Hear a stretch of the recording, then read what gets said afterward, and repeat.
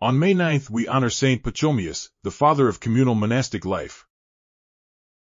Before him, most monks lived alone, but he believed Christians could grow in holiness by praying, working, and living together in charity.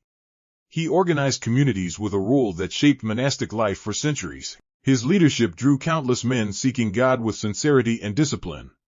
His journey began when strangers showed him unexpected kindness, awakening his desire to serve God completely. Let us pray. Almighty God, through the example of Saint Pachomius, help us grow in discipline, charity, and unity.